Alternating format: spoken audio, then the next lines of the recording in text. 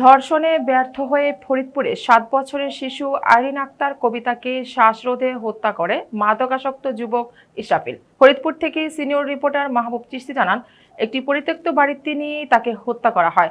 গ্রেপ্তারের পর জিজ্ঞাসাবাদে পুলিশকে এমন তথ্য জানিয়েছে ঘাতক ইসরাফিল।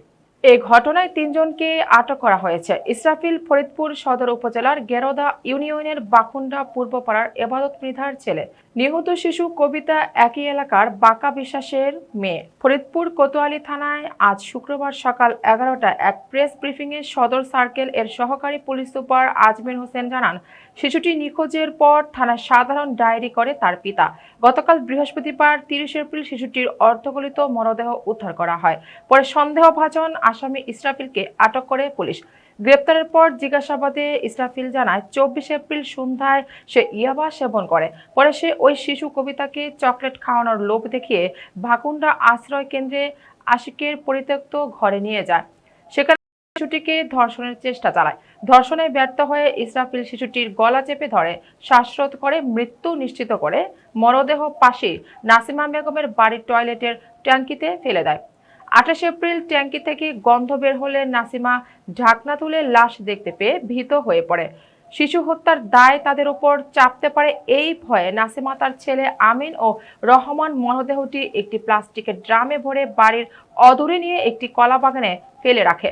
৩০ এপ্রিল কলা বাগানে কাজ করার সময় স্থানীয় দুজন মরদেহ দেখতে পেয়ে পুলিশকে খবর দেয়।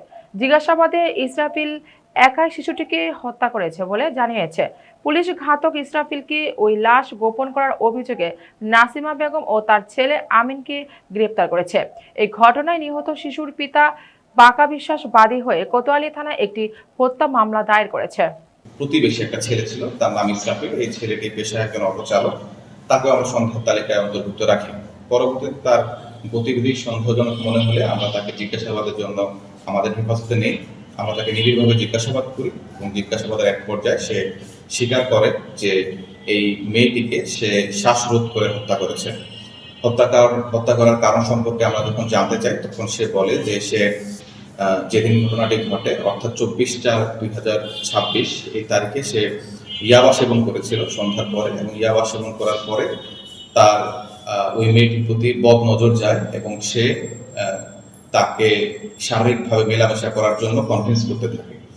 তখন এই মেয়েটি যখন রিফিউজ করে তখন সে তাকে চকলেটের প্রলোভন দেখায় এবং স্থানীয় আকাশ নামে একজনের বাড়ি আছে, এই বাড়িটি পরিত্যক্ত অবস্থায় আছে বেশ কিছুদিন যাবৎ।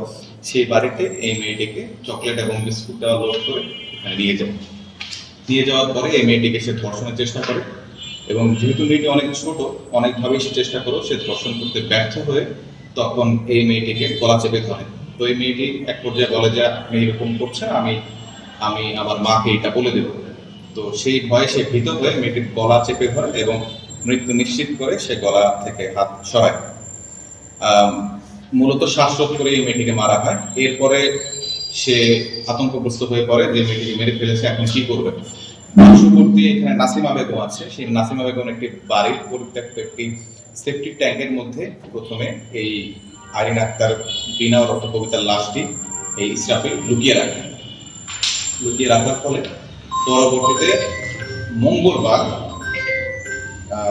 মঙ্গলবার দিবাগত রাত্রে এই নাসিমা যখন প্রকৃতিটাকে সারা দিয়ে টয়লেট করতে যায় তখন সে দেখে যে ওইখানে একটি দুর্গন্ধর মতো পায়। তো দুর্গন্ধ পেলে তার সন্দেহ হয়। শেখ আমিন এবং আব্দুর রহমান এই দুই ছেলের সাথে পরামর্শ করে যে এই লাশটি কিভাবে এখান থেকে সরিয়ে দেওয়া যায়। সে পরিকল্পনা করে তারা একটি প্লাস্টিকের ড্রাম সংগ্রহ করে। সেই ড্রামের মধ্যে এই মৃতদেহটি ওই সেপ্টিক ট্যাঙ্ক থেকে বের করে মৃতদেহটি ড্রামের মধ্যে করে তারপর তারা বাখুন্ডা কমিউনিটি ক্লিনিকের পাশে নিয়ে যায় এবং ওইখানে গিয়ে এটি ফেলে দেয়। এই ঘটনায় সর্বমোট ৩ জনকে আমরা আটক করেছি।